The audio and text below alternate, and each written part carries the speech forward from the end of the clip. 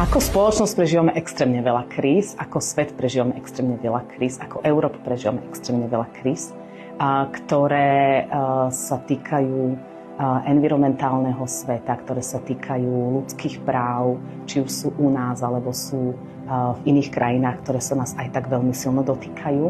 A zažívame krízy nejakého narážania demokracie na hlasy, ktoré sú extrémne antidemokratické a rastúcu vlnu